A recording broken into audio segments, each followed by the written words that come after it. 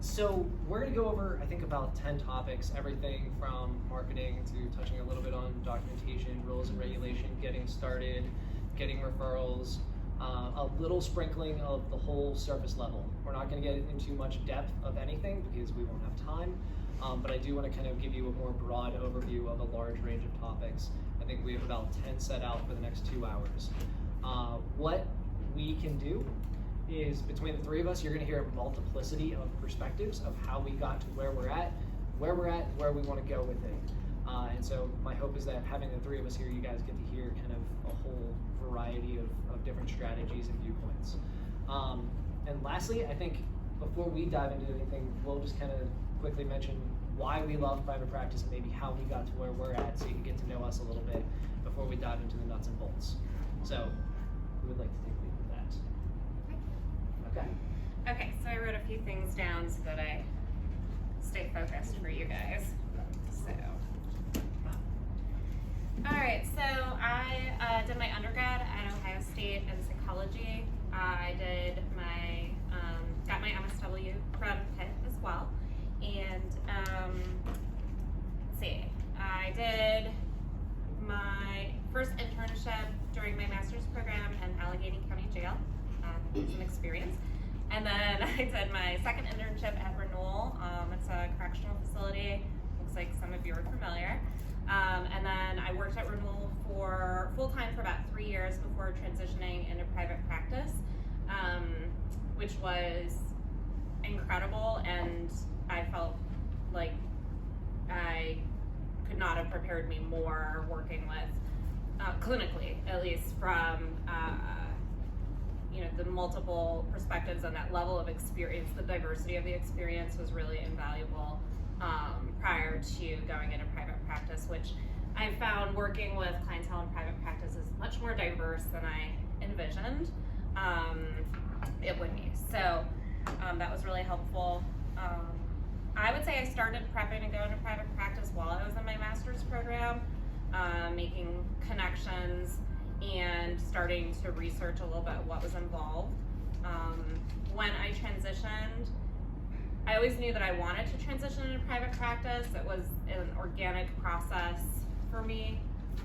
Sort of happened a little bit more quickly than I envisioned. I made some connections and met some people who were available and ready to guide me, and so I just sort of went in head first. And then I think once I had like 10 clients, I decided I didn't have enough time or energy to keep working my full-time job and, make that plunge. So I took the plunge and held my breath for a few months, and then I haven't looked back. So it's been 7 years. I'm really old. Throughout the time I just want to spend a moment sharing a little bit about the depth of my practice, if we have a few minutes. So obviously I do a lot of individual counseling. I recently, about a year ago, started a group. They've coined themselves my 110%ers Club. So you can tell that they've changed the group name to a club, that they're fond of it. I sort of saw a need for some of my clients to be in a room together, and so I handpicked clients that shared that type A personality. We do a lot of work on trauma, shame, codependency. The group's very organic. I'm really excited. We're bringing in a specialist in emotional freedom technique to come in for the next group. This is a group of highly anxious people with trauma, so the fact that they're letting me bring someone in is like an incredible accomplishment for them. So that's been fun. Throughout private practice, I've also had the opportunity to do a week-long therapeutic whitewater rafting trip with 12 veterans through the Grand Canyon, serving as one of 3 clinicians with a nonprofit, just giving sort of organic support and some groups there. I taught a class at Carlo. I gave a presentation for continuing legal education. Lawyers don't love therapy sometimes, so that would be something I'd be aware of if you decide to speak to a group of lawyers. I served as a board member on a local nonprofit whose mission is to eradicate suicide. And I also facilitate a group of female private practitioners. There are about 80 or 90 women in the group.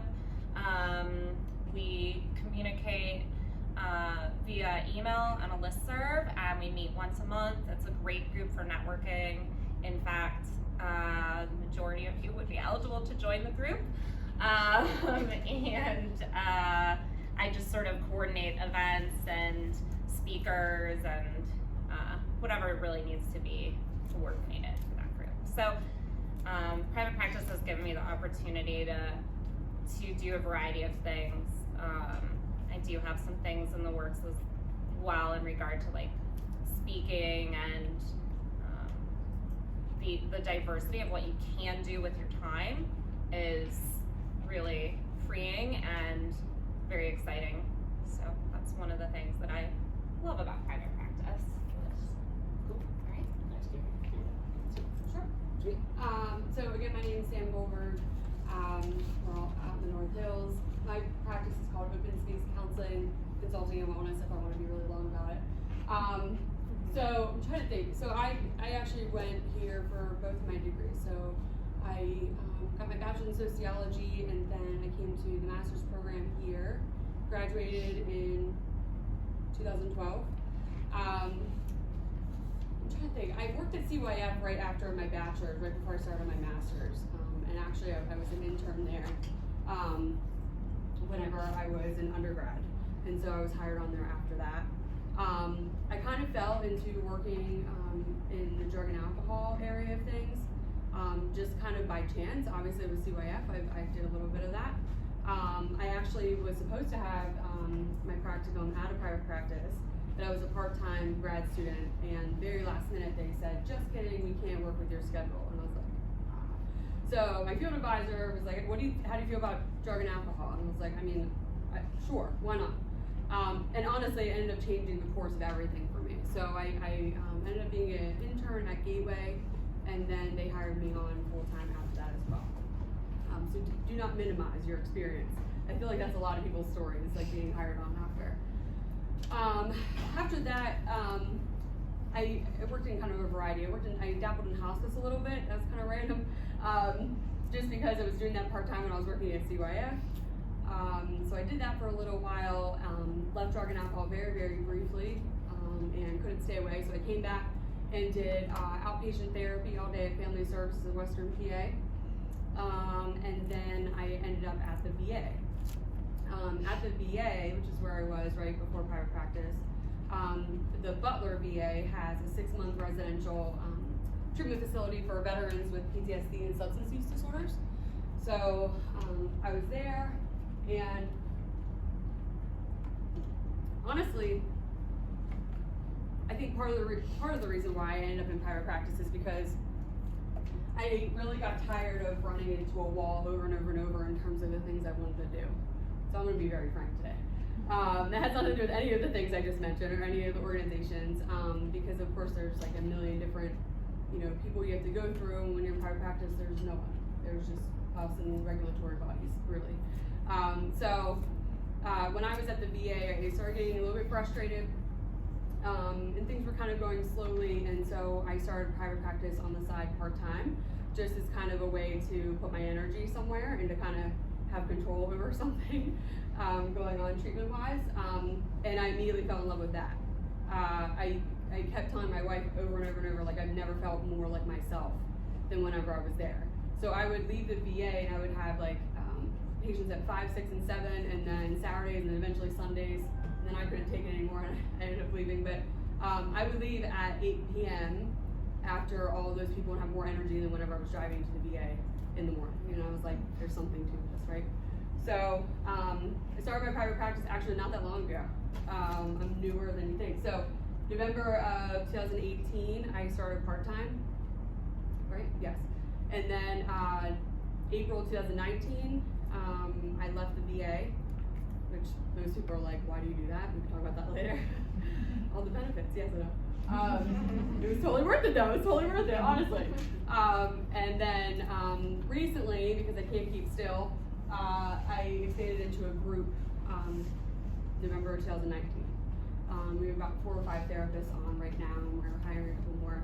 And I'm sure as we go through all the different categories, we'll all kind of talk about how we feel about certain things and how we arrived at that. But just know that it's possible. I think it's probably our theme today. Yeah, it's possible. Makes sense. So commonalities, you'll hear the story, like Carrie took the plunge, right? At one point you said you had 10 clients and then figured, you know what, it's worth it for me to take this risk. It's gonna be a bit of a financial hit, but I believe in myself. I'm gonna build my caseload from here. It's too straining to work a full-time job and private practice on the side. Same for you with VA. And like VA jobs are hard to leave because they're decent hours, good They're hard to benefits. get in. They're hard to get in, right? So private practice can be even a better field for many in terms of its fit and its pay scale than even kind of the higher level social work jobs. So there is the financial incentive to it too, and we'll talk about the pros and cons of all of that. For me, when I was like 13 years old, I had a cousin die of a heroin overdose. That sucked, but it got me interested in psychology. So I studied that in high school, went to Penn State Erie for my undergrad in psychology, came here for my master's in social work. I like Pitt football, or excuse me, I like Penn State football, I like Pitt basketball. Even though like Pitt basketball is like rebuilding again. But I worked at a methadone clinic for 2 years. Agencies, and we'll kind of talk about here, and I'll use my story to transition. Agencies, pros and cons, and you guys will share your piece on this too. The nice thing about working at the methadone clinic, the hours were regular, but they were 5 in the morning to 1:30 in the afternoon. So that was a little bit tough. Nice being out at 1:30, hard getting up at 3. The pay was not great. Agency pays are not great because they provide you with benefits, which was nice. Regular hours, you don't have any investment in the overhead, but you do have benefits and perhaps regular hours. And that was nice for 2 years because you have to do that after you get your MSW. You have to work at an agency, you have to get supervision. We're not going to dive too into the nitty-gritty details of the licensure requirements to get your LCSW because you can figure that out on your own. But I then transitioned from an agency, the methadone clinic, for a little over 2 years, and went to a group private practice. The group private practice I went to was called Quantum Counseling Services in Cranberry Township, Pennsylvania. Pros and cons of group private practice. Pay split. You're gonna see maybe a 50-50 split, 60-40. You might be 1099, you might be W-2'd, but it's probably a higher pay than you're gonna get in an agency. Trade-off with a group private practice is you're probably not gonna get insurance benefits. You are, so you're not gonna have vacation time. You really have to think about these things and how much it's worth to you. Not having vacation time, not having medical benefits, you might have a little higher rate of pay, but it is usually per appointment. So it is dependent directly on how much you work. Gives you freedom in your schedule, but again, no vacation, no benefits for most places. And that's nice, but you also hit a ceiling there as well, because if you think about it, as you go into a group private practice, you're gonna get to the point where you get a full caseload, and then where do you go? Some agencies have positions for you to go into supervisory roles or perhaps ways to raise your percentage splits. But you kind of hit a ceiling there. And after 4 years of group private practice, I kind of hit the ceiling there where I was a little frustrated that I didn't feel as though I was achieving my full potential. I wanted to do more speaking. I wanted to do more content creation. I was, quite frankly, kind of tired of building someone else's dream that didn't quite perfectly align with mine. And so I sectioned off and started mental fitness. Mental fitness started in October of 2017. I had about maybe half to a quarter of a caseload, let's say half of a caseload that came with me from my previous employer because I was not under any type of no-compete contract. So about half of my clients came with me, half of them stayed there for various reasons. So I started with a decent base. That was cool. When I transitioned from the methadone clinic to a group private practice, that was actually pretty hard for me because I ended up doing like $10 an hour landscaping work for days when I wasn't seeing clients in private practice until I filled up my full caseload in group private practice. Broke off, did my own thing, mental fitness, October 2017. Rented a little hole in the wall because if you rent in Cranberry, it's about $19 per square foot office space, which is even cheapest, unless you find something really good, like Sam did, like where I was, it was like $750 per month. So $750 times 12, you're looking at about 10 grand off the top for rent. It's a little risky, it's a little daunting. The average person, the average startup is $30,000 to start up. Is that right?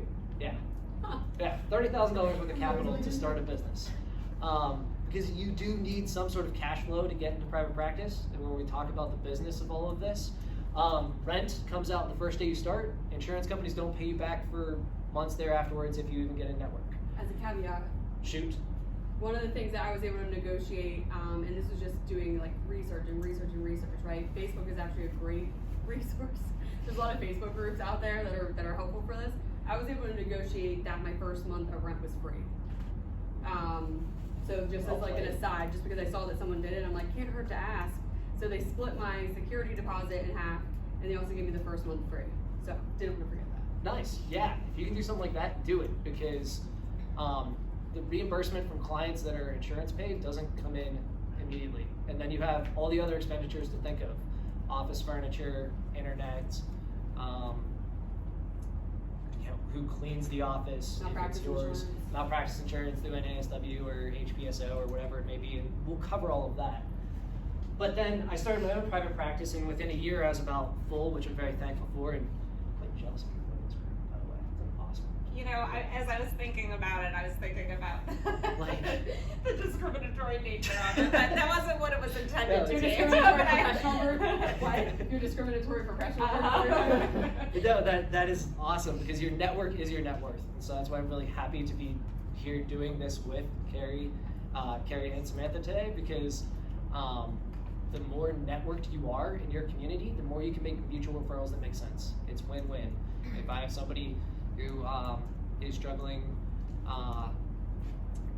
for a certain issue, let's say it's an LGBTQ issue, that's not really my thing. I'm going to refer to Samantha, to Sam, right? If I have someone who has a woman's issue and I'm a male therapist, probably not going to take that one. I might, send that to Carrie, right? And I know for me too, that was what I got tired of in agency work, is it felt very cutthroat at times. You know what I mean? That the jobs where you are increasing your responsibilities or pay or things like that, it started feeling very competitive. And I know for me anyway, my experience has been it's there's more than enough clients to go around. I agree. And everyone I've met, it's not a competitor. Even if even if someone's right next door and they also do LGBT stuff, right? It's just that maybe they're a consultation person that I can work with. So that for me was a big plus as well with Yeah. our practice. Yeah. So my experience is slightly different. So first of all, I would mirror 90% of what Steve is saying. Okay. Like I said, I started at Renewal for a couple years. So basically what happened is that I had kept in touch with some professors that were in private practice and had been communicating with them. My student loans were in forbearance. That's how much money I was getting paid at Renewal. Even though I was getting incredible experience, but they definitely sat in forbearance for over 3 years. And so I had started networking, and I remember, actually, this is sort of a fun story. The Women of the North was the group that I found out about, that I now facilitate.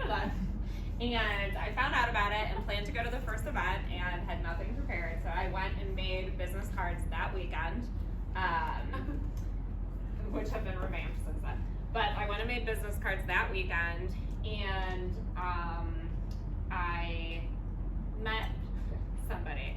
And I absolutely agree with your referral network is everything, because I met somebody and realized that I was applying for her job. She was leaving, she was in private practice, but she was leaving, she was working at a PCP's office.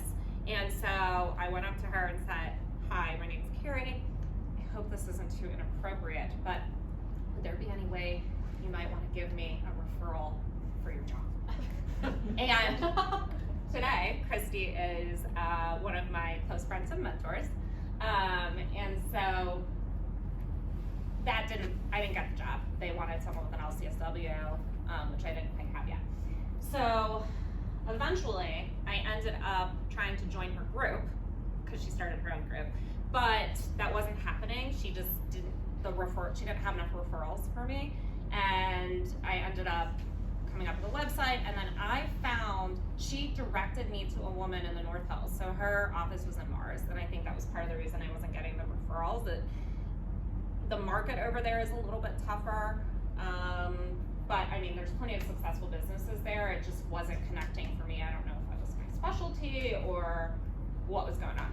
So she connected me with a woman in the North Hills, like right by the mall, which is a great area. And this woman rented her office to me, and I paid, or not her office, one of the offices in her suite, and I paid per hour.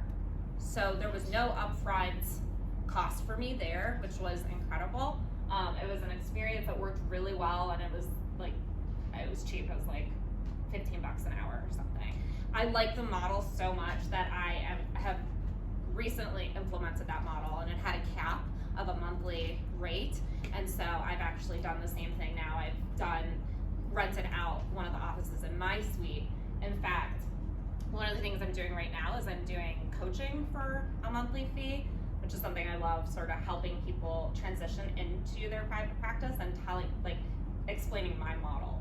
So it worked really well for me. I think it helped me a lot, and it was already furnished. I did have to get malpractice insurance. It was like, at that point, like $100. $100? It's not as bad. Yeah, the numbers don't look as bad as you think, though. I mean, my investment was really minimal. The thing that was really frightening for me is when I took that plunge, it's like, now I don't have any, like, real income. So, you know, I did save a little bit for that, but I was pretty aggressive with the marketing and networking and things like that. So, yeah. I mean, that helped me to, I think, build a practice a little bit quicker. So that was from like the upfront capital. I think that was the difference in my experience. I got really, really lucky there. I actually have two offices. One's in the North Hills and one's in the South Hills. So shortly after I started, another professor that I had offered to rent me their office in the South Hills and to, for referrals that she couldn't take. So that was really helpful as well, and that was also paid per hour with a monthly cap. So I think multiple offices as well, which can be a little bit of a pain, but once I got used to going to the correct office when I was driving, was like, now you're reaching, people, I don't know if you guys are familiar with the North and South Hills, but people don't cross over rivers. So getting that like wide range was really helpful for me. Yeah. So, I mean, as Carrie's saying, your network is your net worth. She networked with two of her former professors to find rent that was affordable. And rather than like me kind of putting a large amount of skin in the game for a whole year or 2 years or however long the lease is, you can find strategic ways to pay, per appointment, pay, 1 day out of the week. Yeah, and that makes that transition a little bit more doable when you can find things like that. So props. And also like a strategic point of difference, and we've all had different paths to kind of get there. We just like jumped off the diving board. Like, I don't know what we're gonna And luck. I mean, timing. I mean, I definitely got really lucky. I worked hard, but I definitely think luck played a big role in the timing that these opportunities were available as well. So I think that's also luck/a risk, is that if you're going to take that path, you go when it's there. I know for me the risk was worth it. Whenever, like I said, like I noticed how I was feeling when I was in private practice and I would leave at the end of the day, that risk became like lower and lower. You know, it became more about like, I'm gonna make this work. I have to make this work because this is what I'm supposed to be doing. I want to echo that as well. Like when I remember when I left the correctional facility, because I did transition. I would go to my colleague Christy's office and I would walk in and I'd be like, oh. Like it was just so like spa-like, and it was quiet, and you know the pace was, the energy in the room was just completely different. Yeah. Especially when it's your private practice, like you set the tone of the office. So it's where Carrie's is more spa-like, mine's a little bit more manic-y.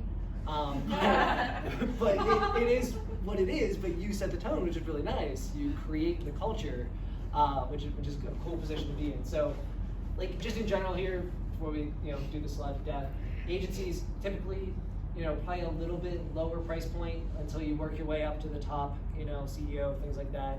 And that climb can take a while, and that's totally cool. If you go that route, there's benefits, there's more consistent hours, there's no overhead. Group private practice kind of, for some people like myself, an intermediate step between starting your own private practice, or for some just the end game, right? It's kind of nice to make a certain split but not have to worry about marketing, getting referrals, doing your own billing. Some people stay there forever. Yeah, the business stuff that you honestly. guys are saying, like, oh, we didn't learn about, like, I'm not saying this in a discouraging way, but it's involved, and that's my opinion. I don't love the business stuff.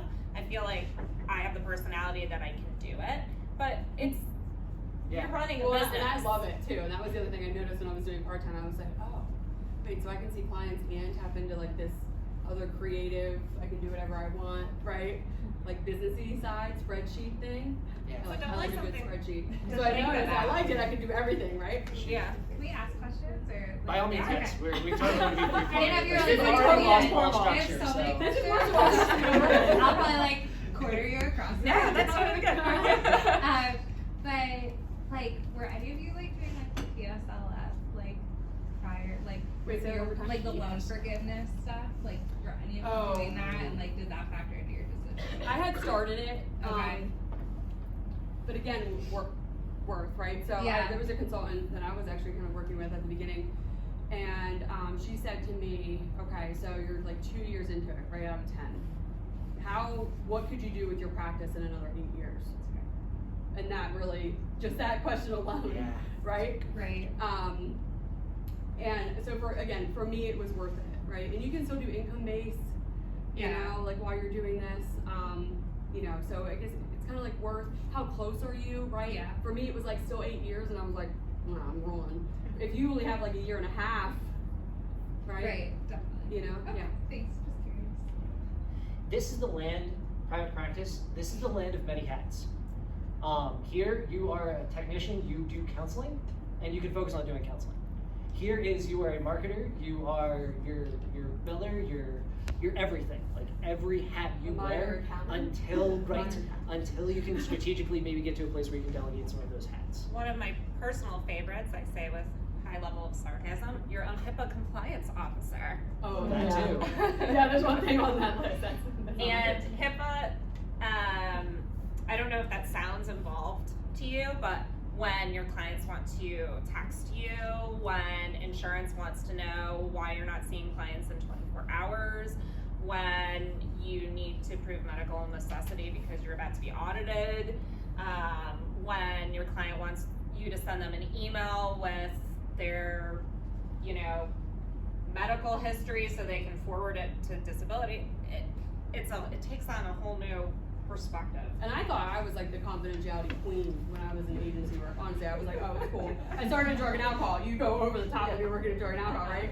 And then I was like, oh, I don't think I know anything about HIPAA. I think I gotta like start over. So I know for me, making sure everything's in my consents, and like I have, for example, like something in there that says that if you are choosing to have me email it to you, that I can't assure that it's gonna remain confidential, and like so there are like all those things you do have to worry about legally. Yeah. Consent for electronic. Mm-hmm. Disclaimers with emails, certain, emergency sources listed on your voicemail, and mentioning that it's also password protected. There's a lot of nuanced stuff to the HIPAA codes that I don't want to get into because I'm not an expert on them, but that you have to figure out as you get into private practice, because you have to kind of then self-regulate, if you will.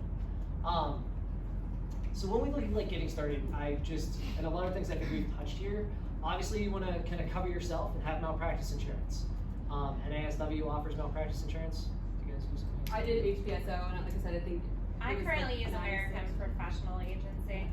I think the big thing about that, which is probably not relevant for today, but you do need to look into things like tail insurance. So, which again, maybe not relevant for today, but there's different types, that protect you.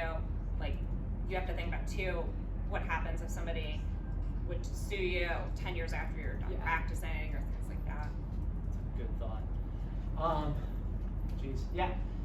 Malpractice insurance, getting a business bank account, like obviously you want to keep your business totally separate, so it's just above board and easier to manage, so it's not intertangled with your own personal account. Tax ID number, that's pretty simple to get. I think it's just irs.gov, and that's totally free. Your Well, LLC. as an aside, the person that did my credentialing at first for insurance, just rolled with my social security number for my tax ID.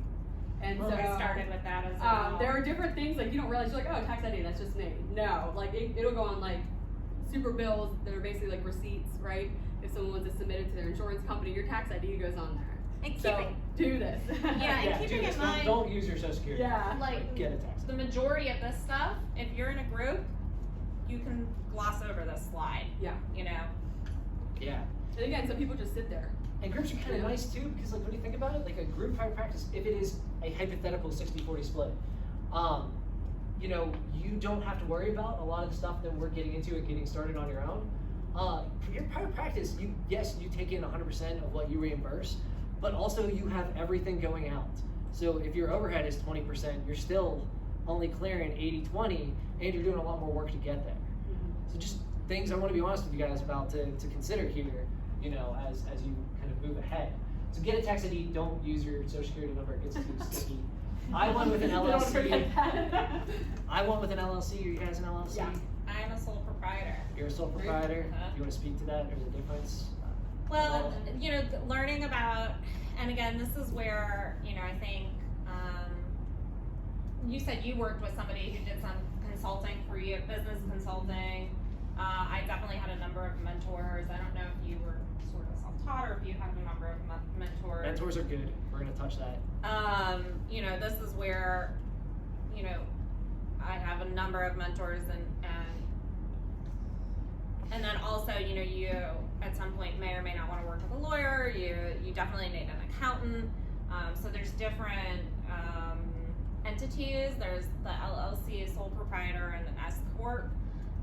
And then your accountant and or lawyer can tell you about that. Usually your accountant will say ask your lawyer will say ask your accountant. That's been my experience. But there's different levels of practice, and the majority of people are either a sole proprietor or an LLC. And my experience, I may become an LLC at some point. My experience has been that there's argument as to what actually gives you more protection, and I've heard the argument on both. I don't know if you guys have heard that. And these are things that you have to research. Do you want to be an S corp? Do you want to be an LLC? Do you want to be a sole proprietor?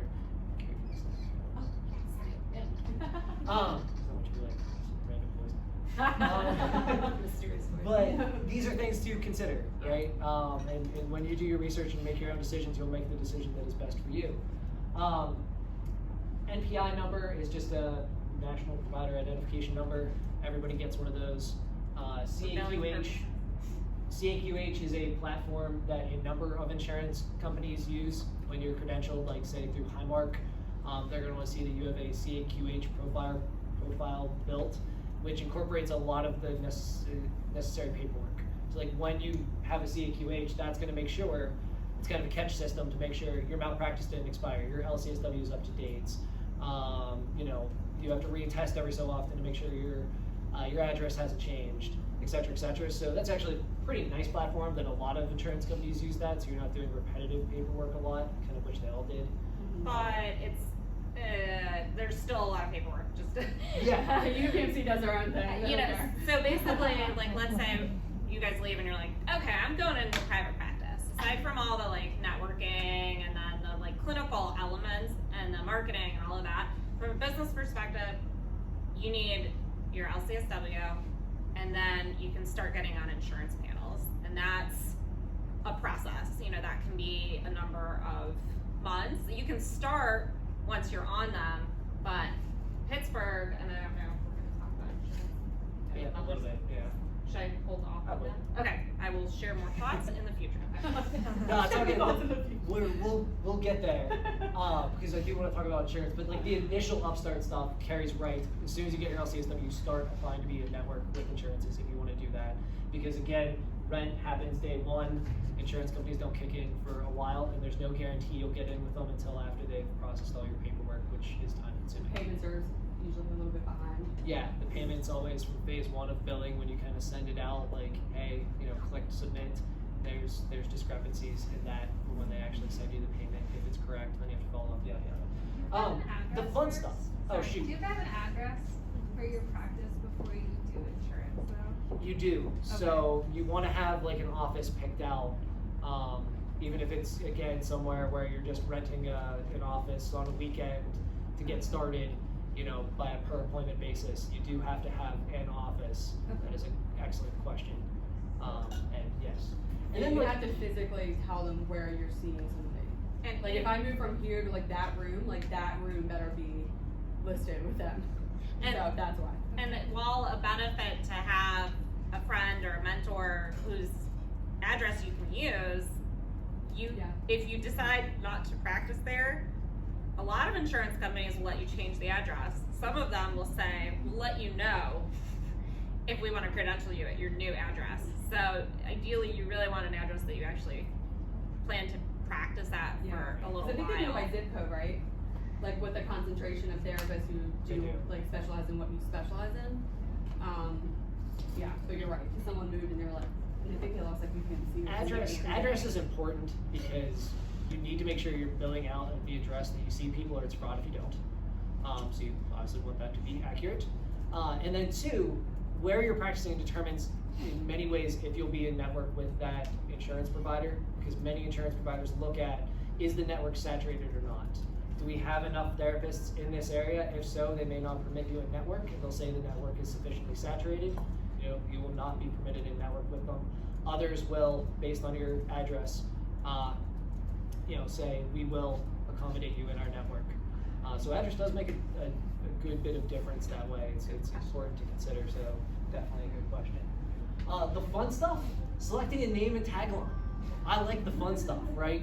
One challenge, and you guys can talk about how you came to your name and tagline. Mine, mental fitness, it was a combination of kind of my love for like endurance, physical fitness, but then looking at, you know, a different spin on, you know, rather than thinking of the steps we take each day or the calories we consume, the 60,000 thoughts we have each day, which is about 1 thought per second, and helping people be more mentally fit. It just really fit for me, and when that came, it all clicked. One thing I suggest for you guys, if you want, we talk about business cards here. Carrie mentioned she's changed her business card many times throughout the years, so have I. I don't know if you've changed yours yet, but a little bit. One thing that challenges is a really good starting exercise that I recommend to a lot of aspiring entrepreneurs. Make a business card. Spend $20 on Vistaprint, you know, get the free shipping, make your own business card. It forces you to come up with a logo with your pitch, your niche, your credentials. Even if you don't plan to use it yet, it's just a really great exercise in terms of like, it makes you think about your services, it makes you think about your branding, it makes you think about, you know, who you want to reach. I think it's a good starting exercise. You guys are welcome to speak to that as well. Any thoughts? I know we have something on brand and niche, so I'll share more of my thoughts. Yeah. Cool. So, any questions about getting started to-do list? There's probably a million questions. I was going to ask too, I just sort of wanted to gauge like the level of depth that we're going in. Helpful, too much, too little? Good? Actually, cool. All right, good check. Marketing. How to get referrals. Okay. Referrals are important because if nobody's calling, you're not in business. There's a number of things that I have listed. I will speak to a couple of them and very quickly, and then I'll let these guys, give their piece as well. Finding a mentor is super important. Reach out. A guy who's been instrumental to me, Jody Bechtold, was very helpful initially. She was a former professor here. James Shamlin owns Cranberry Psychological Center. He has been a mentor to me. I will take him out for a breakfast meeting. We go over the state of the state, and it's just really, really beneficial for me to have him as a mentor, because he's where I aim to be to get mental fitness. So the smartest people learn from their own mistakes. Smarter people learn from the mistakes of others. The smartest people learn from the successes of others. Find a mentor and save yourself some time in that learning curve. James has been a great one for me. There's a quote I love that says something like, if you're the smartest person in the room, you're in the wrong room. Oh, I like that too. And I love that. You always want people who are like ahead of you, and you're like, ooh, I like that. I want what they have. Like, even if it's just like how they present their practice and things like that, right? Always be learning. Yep. Website, probably important to have, but a lot of people just use Psychology Today. Psychology Today is like $30 a month. It's like online dating for finding a therapist. It is. Have you guys ever been on it? Oh, It's amazing. There's like profile. It's hysterical. It's a really good resource because people search by zip code and you come up with a number of other providers, and then they pick, I think this person would be a really good fit for me. And so your odds of like retaining that referral are pretty high because they're already selecting you as compared to many others. So Psychology Days is pretty cool. Facebook page is a group. Some of you guys are sitting here today because the post on an alumni page that you heard of this presentation, those are valuable. That's how I found one of my contracted therapists, Jessica, was through because she's a Pitt MSW alum, which was awesome. So keep your finger on the pulse of those pages. Megan? So my question is, do you think a website's more beneficial for like a group practice compared to individual, or is it like, I mean, I don't know about you. I shouldn't be going like this because all her experience is I know for a lot of people that have called me, because that's the other thing as far as like learning. I wanted to know early on like what's working, like where am I getting referrals from, right? And kind of keeping track of that. And again, that's the kind of the side of it that I love too. A lot of people said my website, because on Psychology Today you get, I mean, literally it's like sectioned off, like each paragraph you only have a certain number of characters. So if they have if you have a website that they can then click to, you can really go into, and there's easy ways to do it too, and we can kind of talk about that if you want, but you can go into detail about your approach, what it's going to feel like in the therapy room with you, your background, why you're doing this, what your passions are, right? And so I've had people who say, I really got a full picture. It's like almost like I can picture you in the therapy room and what you were going to be like. I completely agree. Yeah. And I think also it legitimizes you. Like, if you don't have any kind of web presence, because if you're just on psychology and then it's like Q-tips have websites. Like you should have a website. Yeah. I mean, honestly. I mean, everything. I mean, yeah, the legitimacy of it. It's so true. Yeah, I would mimic everything they're saying. I think it's important to have your own website, not just a Psychology Today page. And the thing is, you can always get better as you go. Like my first business card was really crappy, no other way to say it, kind of borrowed some, Vistaprint template. Then I saw Donald from InventHelp had like the exact same color scheme, and it really upset me. It was like, I need to actually get like a real business card. But then, there's also these things where like websites, you can do it yourself, like Samantha does, which is, really impressive. Or you can pay someone else to do it, but you then have to figure out what's it worth your time to do. If you have the time, by all means, dabble in it, figure out WordPress, Wix, Weebly, make something awesome. You can always upgrade it. Yeah, and they have some really good templates that, like, at this point, I can tell you which ones are made by template because I've looked at so many therapy websites. Most people have it, so. And it's all about what you like to do. Like I love working on my website. Like I'll literally, at the end of the day, I'll be like, oh, I think I'm gonna jump on there and like change, right? But that's the beauty of private practice. That's why I love it, is then I hate billing, right?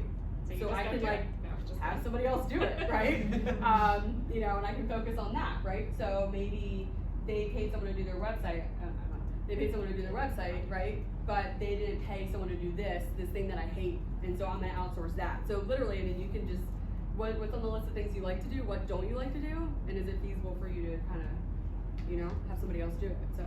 if you have the hustle muscle initially and the initiative to wear a lot of hats, and you start to get decent at it, you can then get some picking and choosing and remove some of those hats.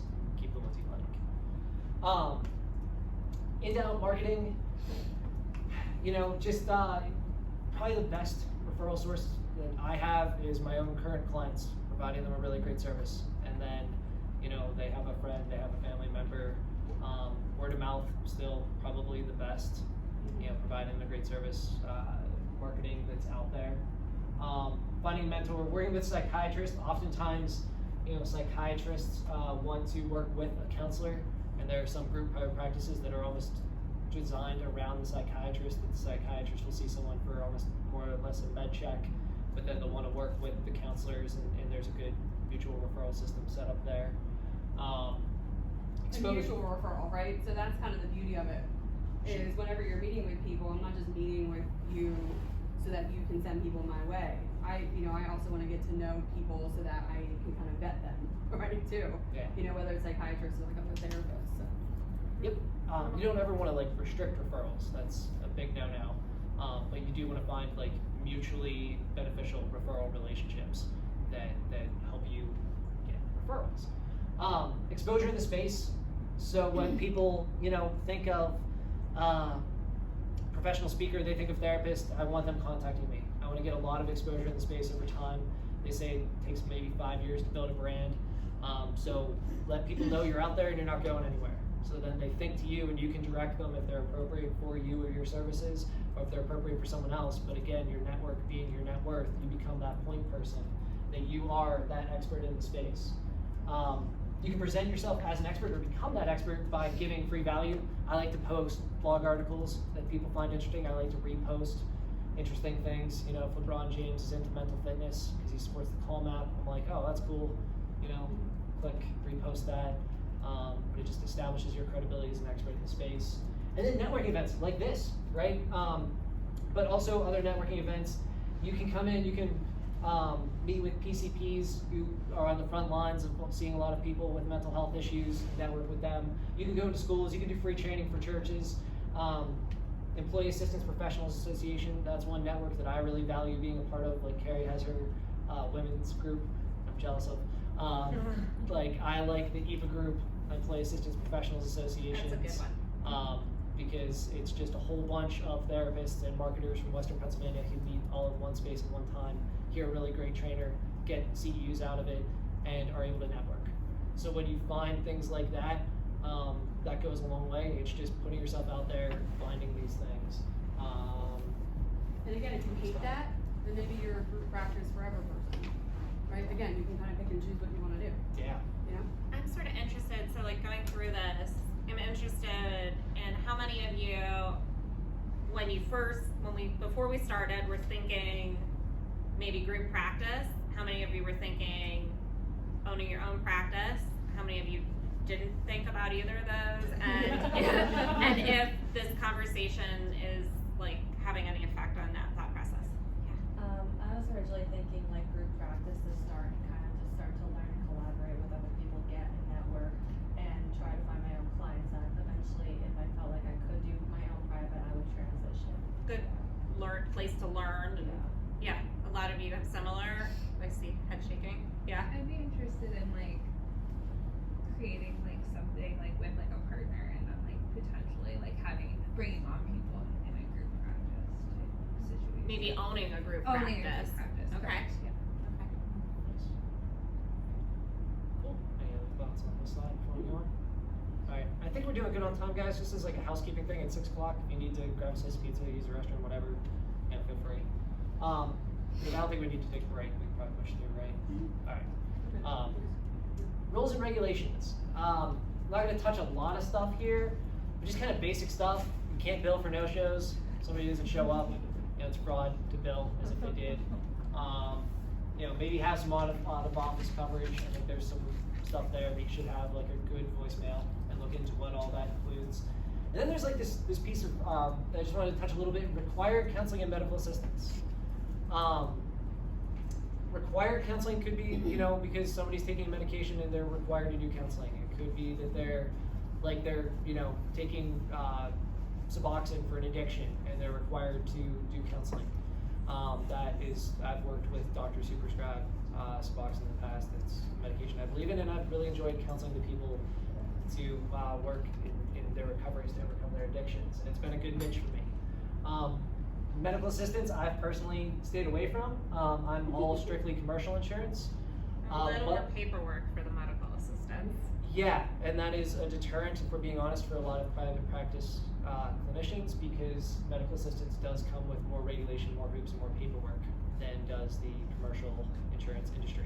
So you look at like the whole other list and you're kind of already freaking out, like am I following everything? There's like a whole other list, right? So I know for me anyway, I really wanted to be able to like do it in my sleep, and then I might consider that. So that's just kind of my take on it, but it is kind of a different piece. Yeah. Can you feel like if you just bill for private insurance, you still get enough clients that you don't have to worry about? Yeah. I was originally considering like going into medical assistance, just seeing the pros and cons. I just thought like you could get more people. That's why. It's really about your population too, in my opinion.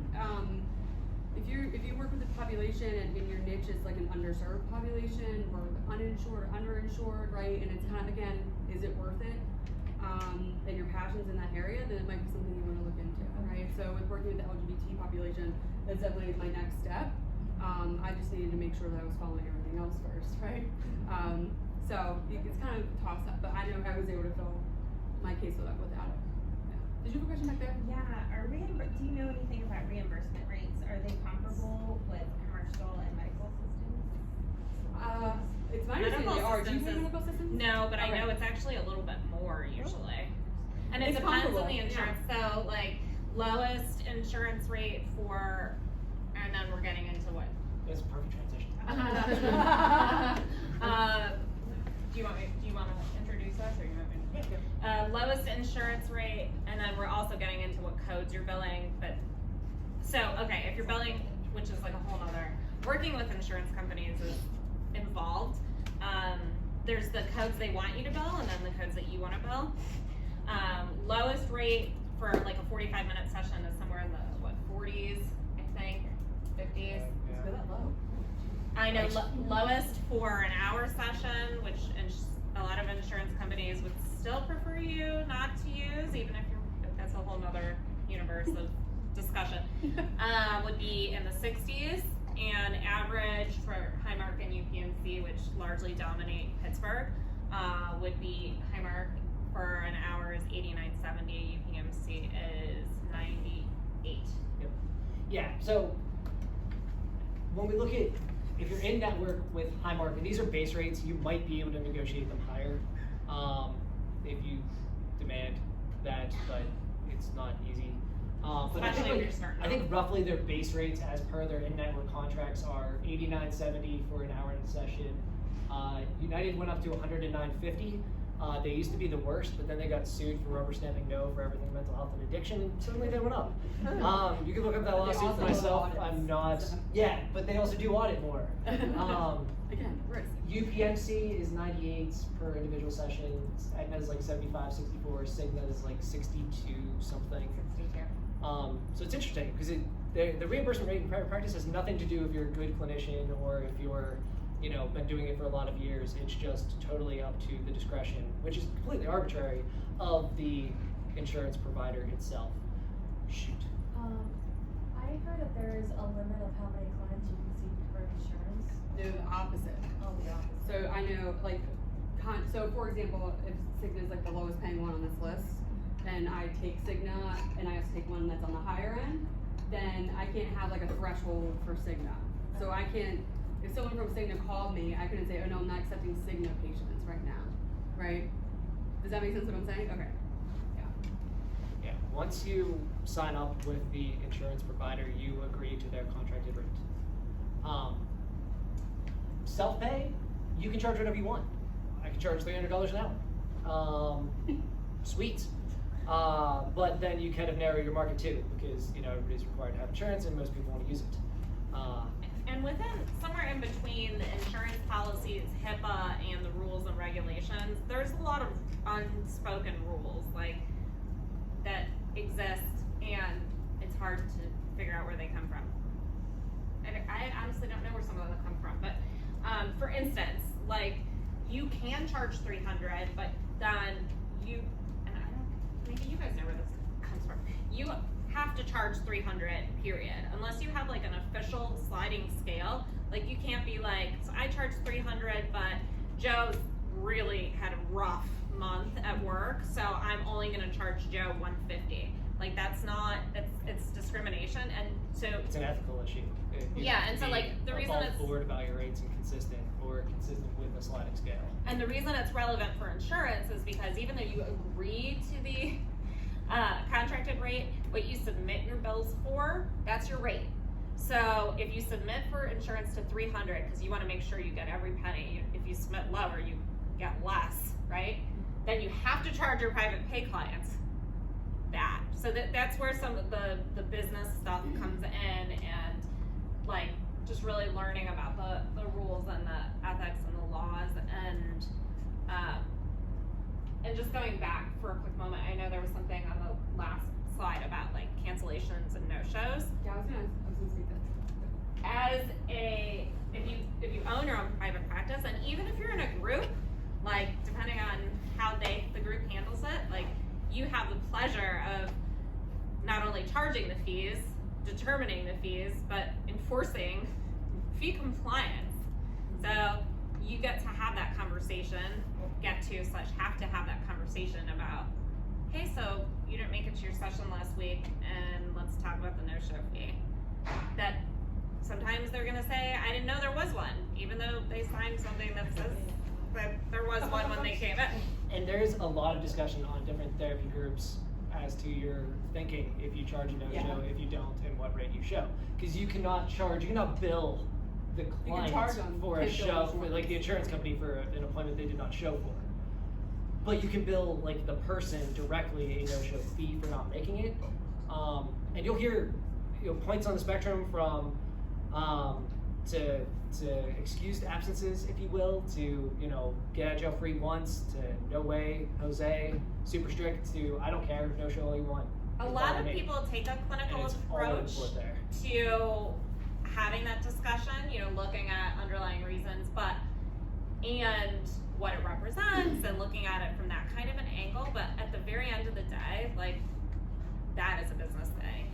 There's a business element, okay? So like it may be very clinical, and I often address it as a clinical issue, but that doesn't change the fact that, I have one client that has been very clear that they do not like the way I address their no-show fees, and they wish that I had someone else doing the business stuff. The majority of clients, they don't have a problem. Some of them pay it, some of them don't.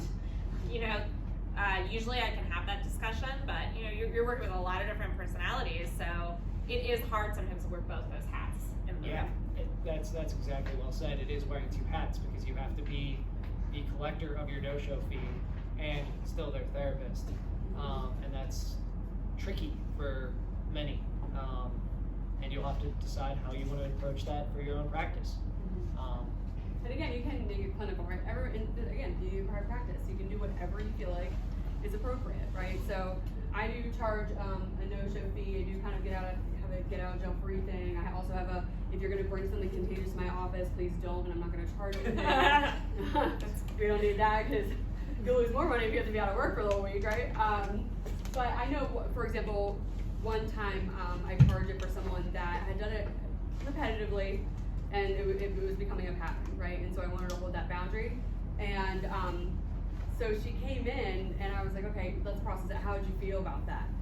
And she was like, can I be honest with you? And I was like, yeah, of course. And she was like, I was pissed. I was really pissed. And I was like, okay. And she was like, and I almost thought about not coming back. But then I talked to my wife, and my wife said, are you going to avoid this? You probably need to talk about it in therapy. So it turned into like this whole avoidance conversation. I was just going to avoid you because I didn't want to deal with the consequences, and this perfection stuff came up. So it's been interesting for me to see how it comes up too. So. But speaking of avoidance, I'm in the minority of this, but I don't charge a no-show fee. I just avoid it. I'm like, okay, cool. I can get something to eat. I don't mind. I can do some progress notes. Catch up with some billing. Zone out, watch a YouTube video. Like, take a break in my day. I'm not disagreeable to it. They can reschedule in a couple weeks whenever I have an opening again. It's down consequence. I don't care. For me, it's just not worth it. I'd rather have them perhaps as a long-term client and be abundantly forgiving. I'm not perfect either. I double book and miss sometimes. So again, no right or wrong way approach to it. But you have to figure out like what works for you and your personal morality and business model and etc. Here. The other thing I wanted to touch on here, I think we've made it to roughly about here. Employee assistance programs are kind of cool in one sense and kind of crappy in another. They're cool in that, like, if you're in network with them, they'll send you referrals, and you're like, oh, sweet, thanks. So, like, CompPsych is used by Giant Eagle, and if Giant Eagle has an employee, and the employee wants counseling, CompPsych will cover it 100% for that employee before their regular, let's say, Highmark insurance kicks in, and then maybe they have a copay, and they'll do that for the first 6 sessions, and maybe that's enough, and they'll need it after. Challenge is that on the average, at large, every one of these EAPs reimburses at a lower rate than the commercial insurance. So you get somebody to get their foot in the door, and the EAP covers it for 6 sessions, but it's more like a $60 reimbursement rate than like more an average, let's say like 85-ish. But again, risk. So say you know that person has Blue Cross Blue Shield and that's what you take, and you feel like it's a good fit. Once the 3 or 5 or whatever, how many the EAP is going to give you, they can oftentimes roll over that into an insurance plan. So. And with that give and take, paperwork. Everything that's Yeah. on that page, I'm like envisioning, like, you envision dollar signs, I'm envisioning like stacks of paper, because then there's more contracts to sign, there's different places to submit insurance to, which for some of them I think is really minimal, for others, no. Yeah, that's a good point. So yeah, I think for me, what I suggest, and this is just a model that got worked for me and where I'm at currently, I said yes to a lot of things before I could start saying no. When I was first, getting established, beggars can't be choosers. So I was like, bring it on. I got openings, I got space to fill, I got rent to pay. I'll say yes and be a network to a lot of stuff. I'm only now strategically starting to choose to, not be a network or not be, taking some EAP referrals because now being in a full caseload, it's not worth it for me to do so. But for you guys getting started, I would suggest, say yes to a lot of things. And self-pay too. I know when I was waiting for all the insurance companies to credential me, I did self-pay at first. And again, it's just kind of like a marketing thing. Like on Psychology Day, I put my zip code in. It was just like, what generally are people charging? I have no idea, right? Because there's this whole like imposter syndrome thing that happens too, where you're used to agency work, you don't do any exchange of money, right? And then all of a sudden you're like, oh my, $100, $90. That's not what you're bringing home, one, right? But 2, there's this whole imposter syndrome thing that comes up where you're like, I'm not worth that, right? Or when I left the VA, I was like able to go to caseload like really quickly when I was part-time, right? And I was like, okay, and imposter syndrome was massive. And this is why you need mentors and do your own work with this, right? Every therapist needs a therapist, that's always, and that's always my opinion. But I always thought to myself, oh God, as soon as everyone finds out that I have no idea what I'm doing, they're all gonna leave. And I'm gonna be homeless. And I started talking to other people and they were like, oh, I kind of felt similar, right? Because it's just different, it's different. So that was something I had to work through too. I guess I also just briefly want to speak to like the ethical area from a social work perspective, because there is, in my personal opinion, some inherent contradictions in the social worker owning a business. I'm just thinking about what I'm saying. I do feel like sometimes there are some inherent, like I said, developing that sliding scale and how you're supposed to do that legally and ethically, and what happens when you have a client that, there can be exceptions, but it's a different level of thought, it's a different way of looking at things. So, for instance, Cigna's reimbursement rate, for lack of a better word, sort of sucks. And so what happens when you really don't have to take Cigna anymore, like you're fit from a business perspective, and you have a few clients that you've been seeing for however many years that have Cigna, and you know that the second you're out of network, like they are gonna experience a financial hardship. So what do you do about that? Do you make that decision like that's better, might be better for you business wise?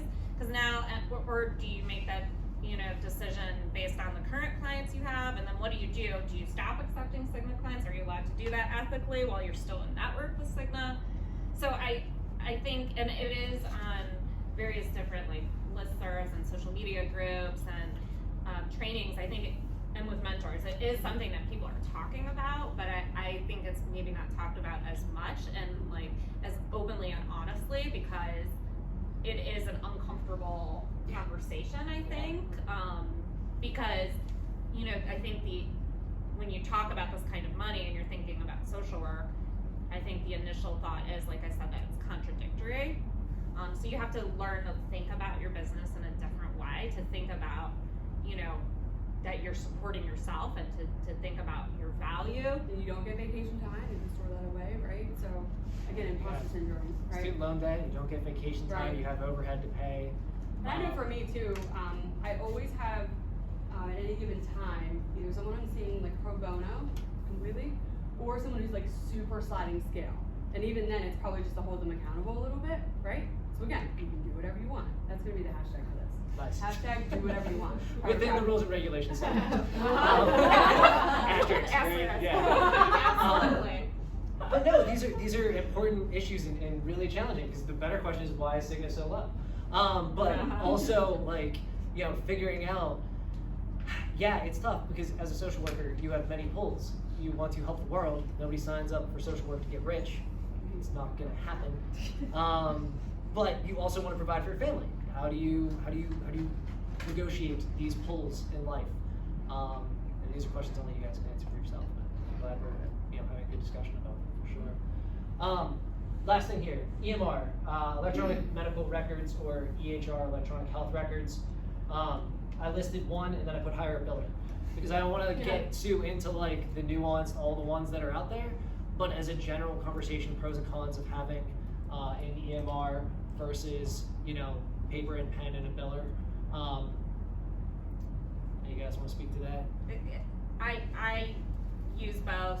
It's a process, definitely. That it is that there's a whole nother, like, we could have a series on each of these, you know. Yeah, so that's that's involved. The only thing I might say specifically on a biller is eventually it gets to a point where once you know approximately how much you're making an hour, which with your overhead and all of that, then you have to think about how much you're paying somebody else to do certain things versus what you'd make if you were seeing a client during that time. Yeah.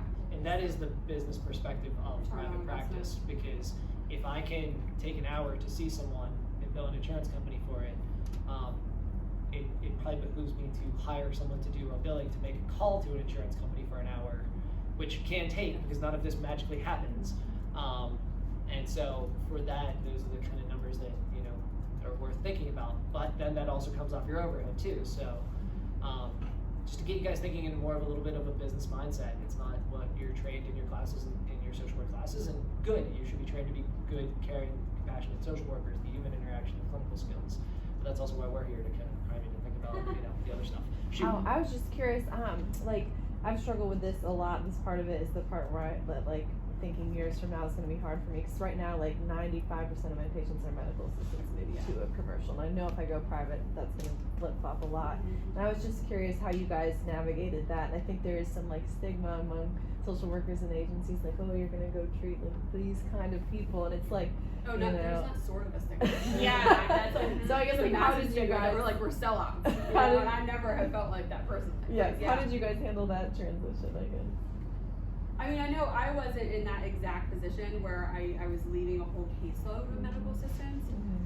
But like I said, even with a lot of the populations I work with, because I do a lot of drug and alcohol and stuff in the LGBT community, so I knew that, you know, because if I'm not legal, then I'm not gonna have a business at all, which means I serve no one, right? So I knew eventually I'm gonna head the medical assistance route, but I wanted to make sure, like I said, that I can do everything easily, and without any issues, and then I'll add on that, like, extra documentation piece, right? So That's hard. You can do medical assistance right from the gate. You're just gonna have to educate yourself a little bit more, on, it's not really a financial thing for most people, I feel like, medical assistance, like in terms of from our side of things. Oh yeah, It's like I a said, I scary, think some of them pay better actually. Yeah, yeah. It's more about like the scary, but again, if you work with a population that you're like, oh my god, almost entirely, my entire caseload needs to be and will continue to be, then also, not only from a social work and ethics perspective, but also from like a marketing perspective, right? Like if you work with a population that the majority, have some sort of medical assistance and that's what you want to work with only, you're not gonna be able to build a caseload, right? So again, it's kind of cost benefit and what you want it to look like. For me, I want to write a book. I really want to write a book. What you need to write a book is some sort of passive income to have the time to write a book to reach more people. And so if I want to write a book to reach more people, to become a New York Times bestseller and teach the world mental fitness, to have it become part of the American vernacular, where it's just like a term, you don't even know it's a book because it's so integrated. I'm never going to get there. Explain passive income, they probably can. Okay, so passive income. Thinking is, if you want to take the step to go and open up your own private practice, you are not going to hit the ceiling that you would hit at a group private practice. You can, if you want, hire as either 1099 contractors or as W-2 employees other therapists. These other therapists are piggybacking off of your work to build a brand and business to what it is, to the point where you are now saturated with referrals. You cannot handle anymore, don't want to trade any more of your time, and so you refer those people to someone else within your practice. It's really nice, but it's also really hard, because every time you onboard someone, they go through the same onboarding process that you went through, which is, it takes a while for them to get networked with insurance companies, if they do. The insurance companies take a while for the billing to come in. So it sounds really nice, this like goal of making a group private practice and perhaps get some passive revenue from it, but it's not passive. It's passive income. It's very active. But it's very active because you're marketing for them. Yeah. So how do I market a woman who sees child and adolescence? I'm not a woman and I don't see children. So how do I market that? Like, it's challenging and I gotta figure that out. But like, other people too, like, say you come up with like a really cool workbook for whatever population you're working with, right? You can set up on your website a way to monetize it, right? And literally people can go on and buy it. Webinars. Right? So that's like true passive income, where literally it's already created like a book, right? Yeah. Obviously it's like front heavy, but once it's out there, it's just sit back, have people write courses, online courses. There's a bunch of different ways. Yeah. Were you gonna say something? I just said webinars. That's, Yeah. Yeah. yep. Cool. Documentation. Do we need to touch that? What time do we have? Yeah. Does anybody want to hear about this? I will say this, is that, believe it or not, aside from like the insurance part and the legal stuff and making sure that your note has everything that insurance wants, my private practice notes have been the easiest notes I've ever done in my life. So I can't recommend enough the electronic medical record. Simple Practice, for example, that's what I use. You can create your whole note. So for the mental status exam, for example, I use as many checkboxes as possible because I am ADD to the core. So I can't have open narrative for the whole thing. But again, you can do whatever you want within reason. That's like your little ask. I have like a lot of the modalities that I use, right? So I don't have to like keep typing them out, or like brain dead, I can't think of like a word I want to use. Like I have them all, it's a checkbox. And then there's of course a narrative where I tie it all in, get a little bit more specific so that we can kind of see actually what happened. But I know for me that's been helpful. And with a lot of these EMRs, EHRs, you can tie the note when it is complete to then submit the bill. Mm-hmm. And They so get your bill right through there. yeah, it becomes your like biller as well. The documentation when it is complete then automatically bills the client because all of that information is already in the system itself. I know, is like quite through nice. there, my consent. So my thing is, if someone calls, they want to schedule, right? We set them up with whatever clinician's going to be appropriate, and then we send them a welcome email to a client portal that's on there, right? They get the informed consent, they get the practice policy, the privacy stuff, they get a little intake questionnaire to get us started. Usually I throw in a couple measurements. So all of that, they're walking in with all that completed. because I try to get them to complete it like 24 to 48 hours prior. So that's also been the other thing that's been like really helpful. And that saves you time in the session itself. If they come in and their intake is done, you know, and you have all their insurance information, it's that's really helps nice with the for rapport that. building, right? Because that's the kind of the salesy part, right? You're kind of interviewing each other. Are you a good fit for me? Am I a good fit for you? And you can, I don't know, focus on just kind of taking more of the time to be yourself and explore what they want to do instead of on page 1 of the form consent, you'll see that. Although I guess some people don't read it. Anyway. Okay, any thoughts here? Not really. The electronic health record that I use is therapy notes. That's the other big one. If I would have Yeah. put another one on this, it would have been simple practice / therapy notes. Those are And- the two. Yeah, I agree. I like it. It's very well streamlined, good customer service.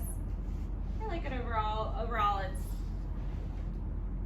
the documentation is less than in like a group, and then the billing and HIPAA and logistics make up for it. So. Yes, absolutely. Yeah, don't get too excited, but. It's like the audit process. Have you guys been audited? I don't know if that's like coming up. I didn't know. I have. I didn't know, that's not even a real one, I don't So it think. depends, like I've been audited by Highmark. They wanted me to fax the chart. Oh yeah, I guess I got it. chart. So you would send like your Yeah. like simple practice. And then I was like, okay, big money, no ways, big money, no ways. Like, this is cool. I never heard back from them, so I said it's cool. And they choose like what clients you send, right? Like they Yeah. They like, I don't know, randomly select the client and like fax the chart, and I'm like, okay, you know. How much time do they give you? I don't know, but I don't remember there being like a time limit, but I remember the limit in my mind was like, get this done now, because I don't want the stress of dealing with this ever. UVH has audited me. They even tell you in their system, like, that if you see a client weekly for 6 months, if you see them more than 20 times in 6 months, they're gonna audit you. And it was a fairly simple phone call, actually. You know, it was a phone call to set up a phone call. So it was a phone call to set up a more involved phone call where they, questioned the appropriateness of me seeing a person on a weekly basis. And they want to see that the person is appropriate to be seen, the amount you're seeing them, and that you're helping them make progress. And so it was less scary than it sounds. The person was fairly nice. I think the person had been, a clinician in the past. And so it wasn't, the worst thing in the world, but that was all over the phone. And so it was more conversational, which, I preferred. But having been through that, it's stressful. Nobody likes it. It's, yeah. Have you been on it? I've gotten some requests for records. I think I complied once. And when I say that, you're supposed to comply. However, I got requests for records from third parties. And the third parties have forwarded me like consents from the insurance companies. However, I chose not to comply, saying that really my client signed consent for me to be audited by the insurance company, not the third party, so that if the insurance company wants to audit me, they really need to contact me. Knock on wood, they haven't followed through. But the reality with audits, aside from being stressful and taking up time and money, is that it's scary because we all, if you guys are in private practice or you've done the, what is it, abnormal, or no, what's the word I'm looking for, where they do the diagnostic, what's the human behavior and mental health, I don't know. What? HBSE or something. Yeah, so insurance companies want diagnoses, and they want certain diagnoses, and they have lists of medical things that meet medical necessity. And so you have a client that comes in and really, like, they're having relational stress, and they're appropriate for therapy, but really they're not meeting criteria for certain conditions.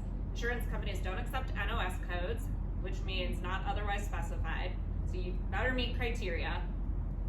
They will cover adjustment disorders, but that might get you flagged eventually, depending on how long you see them. And then what happens when the client doesn't disclose that they have a history of trauma until a year in? You want to be like, well, I swear I knew it. They just wouldn't tell me, so I can't put it down. I can't put down PTSD because they weren't ready to tell me. And I could tell that they're appropriate for treatment. I'm having this discussion with them, but I had to use adjustment disorder. Well, great, so once they tell you, then you can assess for PTSD, although saying, oh, I'm just so happy that you disclosed this because now we can really validate that you need therapy to your insurance company. Would you mind taking this assessment just so I can mark down PTSD? You know, so those are the kinds of things to keep in mind when you're dealing with that insurance company documentation. Yeah. Can I interject something? On a macro level, this is all very upsetting to me because deaths of despair have lowered life expectancy for the past 3 years in a row. So in 2017, we had 47,000 suicides, 70,000 overdoses, and now even with kids 10 to 17 have a 56% increased chance of suicide than they did over the past 10 years. It's raising across the board. Mental health is across the board raising. And we look at public funding of mental health, even though it's like 14% of the treatment is medical health, it's like mental health, it's like 1% of the funding. So you know what, like, it gets me amped up. Yeah. Like, it's very underfunded, it's very underappreciated, we're in the middle of multiple mental health epidemics. So when people are questioning mental health decisions that a trained clinician is making to say this person still benefits from therapy or is benefiting from therapy, it kind of upsets me because there's a lot of insurance companies who are, God, I hope nobody watches it or owns an insurance company or sees this, in the business of collecting a premium and not like in the business of patient care.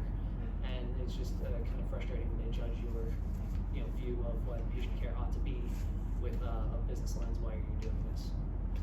It's a hard conversation. I mean, and some of the insurance companies definitely appear more invested in patient care, and I think there's movements, but in that direction. But it is a difficult conversation, and unfortunately, it is something that you need to think about when you're making the diagnoses and when you're seeing clients. And did you have your hand up? It was actually kind of based off of that, like, how do you facilitate that conversation with a client that doesn't want to be diagnosed or like still has that stigma attached to it? That's a great question, and it transitions perfectly into this.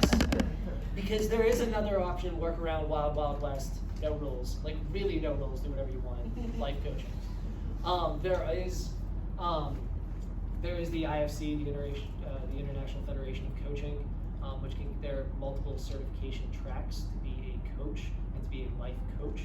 But if somebody doesn't want a diagnosis, you can't, bill their insurance without a diagnosis. What you can do is become a life coach and do the self-pay route for them.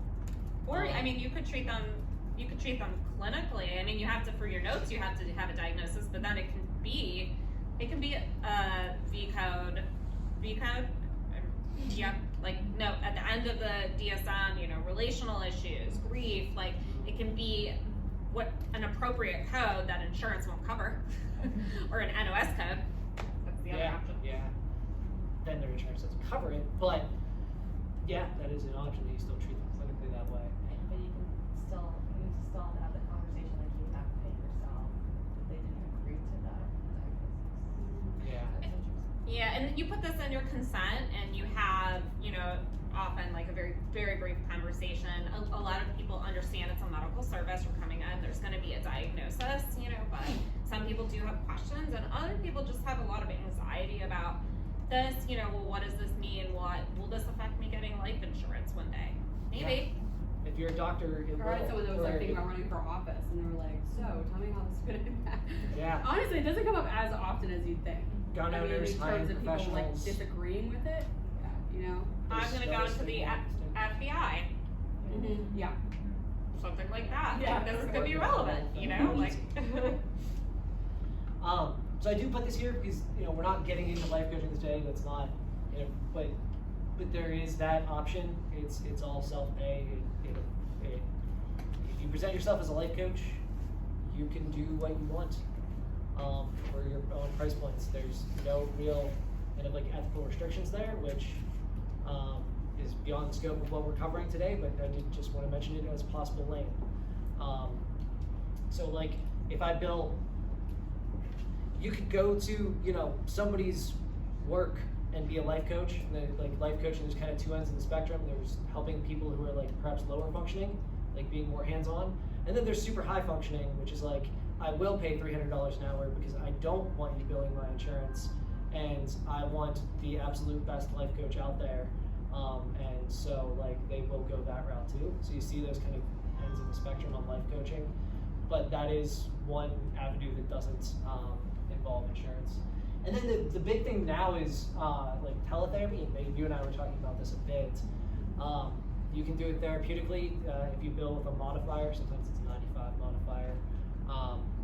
But then there's other places that this is becoming more common, you know, Talkspace and you know, phone and video therapy, teletherapy. In Simple Practice, the electronic health record, I should be like representative for them. There's telehealth embedded in it.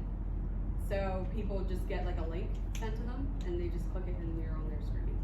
This slide is the movement, in my opinion. Like, this is the movement of private practice. Like, if you're like me, and if you notice on my larger handout, it has my email address, and on my like business card, it doesn't, because I made the business card years ago, and I'm like, I'm not going to intake someone via email. Send me, call me, right? You know, electronic and teletherapy, like this is part of the movement. So, you know, do online scheduling through Simple Practice. Yeah, so she doesn't need a phone call, because it's hard to take if you're full 9 to 6 when you work or whatever it is, and you're full all day with clients back to back to back to back. You don't have time to return a phone call. So for her in Simple Practice, and for you with Therapy Notes, Yeah. you can have somebody scheduled directly online. I've also noticed like new clients who, for whatever reason, are fine when I call them. They don't want to pick up the phone and call me. So they'll like, you know, request like, it happens so often. They'll go on and like request a new appointment, and then I'll call and just make sure they're a good fit and talk about insurance and stuff like that. And people have told me, I don't know, that call just, it was easier to click around and have you call me. I mean, I'm thinking to myself, it's like the same conversation. It's not really any different, but you know, it's just, again, it's like very electronic. Everything's electronic. The one thinking with either video therapy or teletherapy is for me, it's never quite as good as the full human connection. There's nuances in body language and tone and things like that get lost in the translation to phone or video. So that's one thing to consider. You know, I personally don't prefer it because it's not as good, but it's better than nothing. You know, if a client's going to no-show or do a teletherapy session with me, all right, yeah, let's do let's talk on the phone, get you back in next week when your kid doesn't have a dentist appointment or something. Snow or Right. So it does add accessibility, which is a plus. Any other thoughts? Well, just don't use that phone if you're billing an insurance company. Some of them accept tele sessions, which involve secure video servers, but not the phone. We're not there yet. A lot of rules, and you got to kind of know them all, and it's beyond the scope of what we're going to get into, all those nuanced rules, but we'll tell you what involve the rules. Branding. That's a fun. Yeah, next time. A lot of interesting stuff here. You know, logo.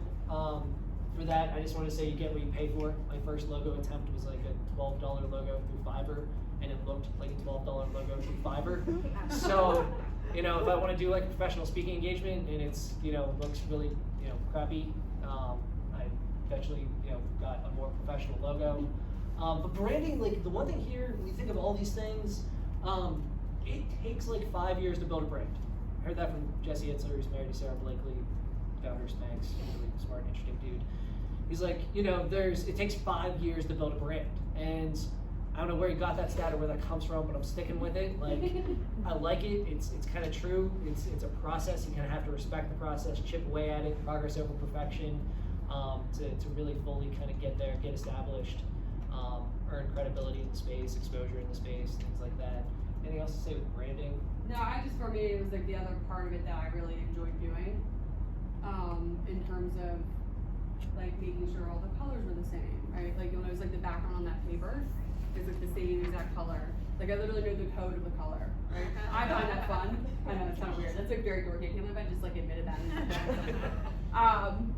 Or again, you can outsource it, right? So there are people that you can like hire that will help you. But this is important, and it does establish like legitimacy. I think kind of like a website. Is there a separate one on niche? This I think I'd say it's all. This be the last one here. Okay. We can skip to that actually, 'cause it's pretty good Yeah. in terms of building the brand. Oh, sorry. I was just gonna say, so my approach is slightly different for branding. I do try to, have a few things and present myself as like professional with my business cards and stuff like that. So the larger business card that has my specializations, I took from before I started in 2013, I developed this media packet that I never did anything with. Honestly, the large note card I printed out today so that I could like give you guys something. But for me, like I definitely think I do have a brand that sort of has organically developed. Because you can become a brand. But that's what I was gonna say. I'm sorry. You are your brand. I'm still your thunder. I'm so It's sorry. totally fine. Oh man, it's like telling the end of someone's joke. No, you're totally Oh my right. God, I'm definitely, I am my brand. So, I mean, I think right now I'm not trying to develop a group. I do different things for slightly more passive income. I do like a lot of coaching, and maybe one day I'll develop a brand for the coaching, or the current group that I lead, it's a really small group and I haven't wanted to advertise. I've wanted to sort of impact clients. If I wanted to grow that, then maybe I would move into branding. If you're gonna start a larger group, have a book, I can definitely see that would be relevant. I don't love the business side of the business, so I'm an extrovert, so I'm pretty comfortable being my own brand. I do networking, I used to, I have my time's a little torn lately, but I typically used to do networking lunches with colleagues maybe once or twice a month, and I communicate regularly with referral sources. I have cell phone numbers of PCPs that we refer clients back and forth. And so I really put myself and connecting with people as my priority. And I had a website, a business card, and I called it a day. That personality-wise was what was effective for me. So I think depending on your personality and the scale of your goals, that's really relevant. So You are your brand. You're selling yourself most primarily. Yeah, regardless of whether you get involved with the colors, like you are. I'm even aware. I'm like, don't freak out in the grocery store. Like people might be looking. Like, they might see my face. One of the questions is, do you want to actually have your brand be your exact name? Like Care of Women, LCSW, like that is your practice, or do you want it to be something like a separate entity like mental fitness? That's up for you to decide. There's pros and cons to each way. And it can change, which is the beautiful thing. It can. When we talk about finding your pitch, niche, and location, for me, breaking into private practice, Cranberry area, it's a little more affluent, but I am a male therapist. We are in the minority. There's like two of you. Right. So I half might be a of the little whole thing, population of male therapists. But I'm in the minority, right? And at the time I was young. I was trying to get younger than I am now. I don't know. I was young in private practice. So what was my natural niche? Adolescents, male, most specifically, probably who had some school issues, who were looking for another male who was old enough to be respected, but young enough to be relatable.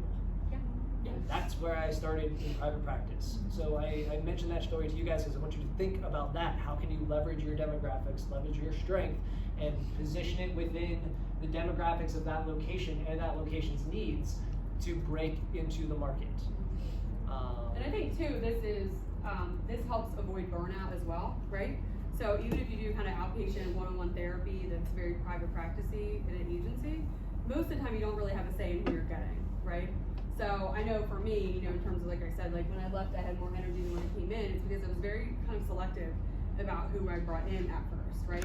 And the other thing I want to point out too is, one, not only is niche good for marketing, right? But it's also good in terms of, where was I going to head with this? Burnout. God, what was I about to say about niche? Marketing. The more niched you are, the more specific a population will reach. So Yes. they'll say there's riches and niches, like a jack of all trades, master of none. So if Howard, who I have on staff, I say is the best faith-based couples counselor in Cranberry, I have a shot at him getting into a very saturated network that is, Cranberry, where there are a lot of providers, right? Because like he is very clearly defined and has like a specific target demographic. Now he'll get other referrals from there, but that's, that can be like where he actually does get established. Or your approach can be your niche, right? I know it kind of developed into a niche. I can be like this is kind of how I talk in sessions. I can be like just very straight up, and some people have kind of noticed that on my website, and they call me specifically because they want that, right? Or they'll call someone who has like a faith-based background, or right. So that can come again. Authenticity. You can be as authentic as you want in private practice, right? Yep. I was gonna ask, so this one, you guys were saying that there wasn't any competition, but like when you're first starting out, should you get a niche right away, or should you be more general to attract? Someone used the analogy one time, I think it was like a consultant I was talking to, who said that, if you go to a diner, or I'm sorry, let me back up. If you go to a French restaurant and order a burger, right, that burger's probably gonna be the bomb, right? It's, I don't know, whatever's on it, condiments, I don't know, the bun it's on. Like, if you order a burger at a French restaurant, you're not gonna be disappointed, right?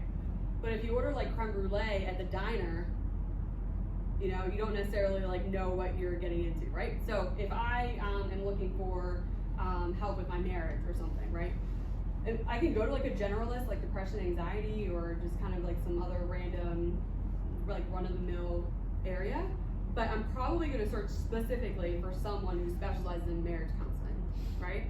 Because I know a lot of practitioners tend to have a bunch of different categorizations. Like I do this, and this. And even places like Psychology Today recommend against that. Mm-hmm. Yeah, they'll give you warnings. So It won't appeal as much. So I'm gonna chew on that analogy, by the way. I actually want to disagree a little bit personally. Nice. Have you had good creme brulee at a diner? Always. It's fine, that name. This has just been my experience. When I'm coaching, I do recommend this. I mean, I think that it's important to be a solid generalist when you're starting, especially if you want to build a full caseload, to be perfectly honest. Now, I don't think that you should take specialties or clientele that you can't competently treat. You know what I mean? If you've never worked with kids, you have no training in kids, don't start working with kids. That's not what I'm recommending. But I think if you're like, well, I specialize in sex addiction, once you have been around, once you've, networked, once your name is out there, once people know what you do, then you can build that population. But once you get started, you might be waiting for those clients to come. So I think that it is, I'm not saying to market. You can niche down too much. Yeah, I think that's, like, if you're only taking sex addiction with the, with like young adults who are female, you're not gonna have a caseload, right? So my specialty, which ironically, but I think that does sort of speak to my branding a little bit, is that, I didn't even mention my specialty. So my specialty is substance abuse and dependence, and I find that work similar to what Samantha was saying. I find that work energizing when I'm in my area, I can tell you that my niche has changed throughout, I was updating my specialties. I added in shame and codependency, so it's nice that you can move with, what is speaking to you, what you want to get more training in. But I do think that, I think it's an important balance. You want to show, like, I do have a specialty and here's what it is. However, I'm comfortable treating anxiety, depression, working with men, working with women, and you want to be approachable and accessible to a general population, is my thought. It's tough too, because when you're a student, you kind of stumble upon your path, and you don't really know your path, even if you think your path is one way, and then maybe you have an experience and you're like, oh, actually, it's kind of a stumble upon process that involves saying yes a little bit more to like find your niche over time than maybe it is to like niche out and not have those experiences initially. So like when you've been in the game for a long time, like for example, there was this dude who was like a lawyer all his life, and then he decides at like retirement age, I'm gonna go back and I'm gonna be a social worker. And I'm like, like, that's awesome, sweet, do it. And he's like, and I want to be in private practice. And I'm like, that's a long ways away. He's got like 4 years of undergrad and then 2 years of master's. So like 8 years down the line, when he's 70, he can finally build an insurance company. And I'm like, dude, you've been a lawyer for 25 years, right? Like, be a life coach and say, I work with lawyers who are struggling with burnout, and I am self-paid life coaching. I speak the language of being a lawyer. I'm a super expert in that. Nobody else who's a therapist does that. I am the man for you. So it's a very like case dependent. If you're young, you probably want to stumble upon your path, maybe find it. If you have more credentialing, you probably want to leverage those credentials to really maximize your value. You were gonna say something? Oh yeah, I was gonna say, probably before I forget, this is like that time of day, is that the other thing I love about private practice is the population that you've always worked with doesn't necessarily have to be the population you continue to work with, right? Yeah. And you can kind of like figure out what percentage of people in my caseload do I want to be struggling with addiction, right? A full caseload of addiction, I mean, I love, it's like my #1 specialty probably. I don't know if I can do a whole caseload, right? Probably also because of like burnout for myself, compassion fatigue, that kind of thing, right? But if you're like, I don't know, I've been working with kids like the whole time, ever since I was out of grad school, or even from undergrad, I've never really been excited about it, right? I want to figure out what else I want to do. So that can change, and it can change even within private practice, like you said. Yeah. Yeah, I don't see it in adolescents anymore, so like it can change. So we have one more slide and a summary. I put on this slide, and if you guys want, you can email me or Bobby or Molly to get the slides. So, because we didn't print them out today, so if you'd like them, by all means, we'll send them your way. But a 7-point business plan that is like just super simple and something that you can start to think about right now. Planning, organizing, staffing, delegating. If somebody can do it 80% as good as you can, you might want to start to delegate it and wear less hats over time. Supervising, if you're going to take it to a group private practice, we're probably not there yet for this one, but you consider it a W-2 or 1099. Measuring, taxes, write-offs, even measuring your conversion rates. The people who call into you, how often do they actually become clients? Why are they not becoming clients? How long do they stay? What you measure gets approved. The more you can do that, the better. And then replicating and scaling. Do you want to franchise the business? Do you want to take it to the South Hills? Do you want to, what do you want to do with that? But really, the takeaway in this slide is probably just what you measure gets approved. And if you want just a really, really basic business plan to start to consider, this 7.1 is one that I've created that I like. Any thoughts there before we get to the last one? Okay. So last one, I did not make this. Sam knows who made this. Who made this? Oh, Joe Santa. Yeah. So, podcast, my best friend. I used to always joke that to and from the VA, I felt like I was earning my MBA just because I listened to like a ton of podcasts. So, practiceofthepractice.com. I think his branding, his logo is like an old school like chair. It's like blue, right? But he has an awesome podcast for every part of this, whether you're just starting out or you're expanding on franchise or whatever. And he was really helpful. So I gave you guys all this worksheet. If you didn't get it, I still have more copies. But it goes over a lot of the things we talked about today. Setting up a website, create a Psychology Today profile, create your business card, file IRS paperwork for LLC or whatever one you choose it to be, get a liability insurance, set up a voicemail. And it has goals for 3 to 6 months, strategies for 4 to 6, 7 to 9, 10 to 12, and then kind of long term, you want to do these just as good practice things. Return calls within a day. Be on time for appointments. Again, your best referral source is going to be a satisfied client. So that should be primary, and that's what you're learning to do here at school. So I just like this. I wanted to give it to you guys as kind of a summary sheet for today.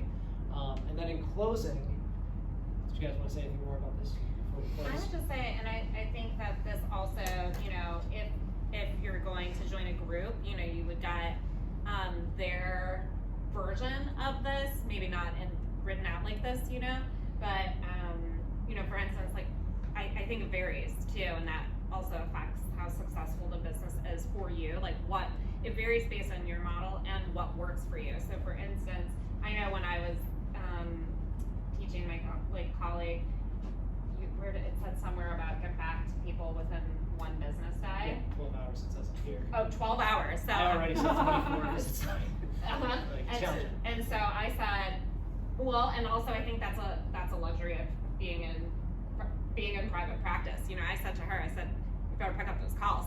I said, because they won't always leave a voicemail, and that might be that. You know, so I think where you focus your energy sort of depends on this as well. Yeah, you can do a lot based on kind of your preferences.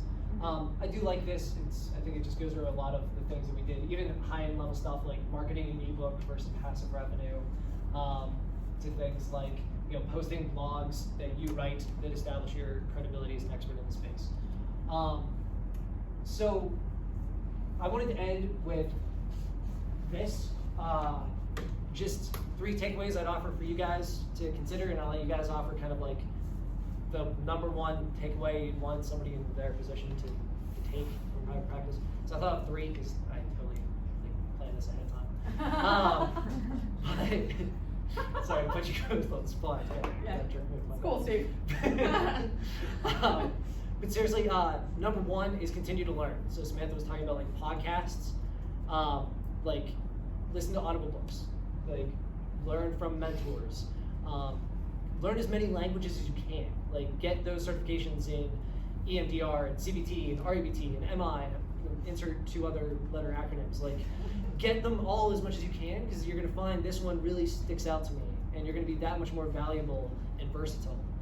So continue to learn. Your network is your net worth. That's why, like, I learned things from Carrie and Sam just today doing this, and I wouldn't have learned that if we weren't all like networked. And so, like, definitely reach out to professors, reach out to colleagues in your area, and then lastly, don't stop advocating. Like private practice, it's direct work, but don't be afraid to give a presentation.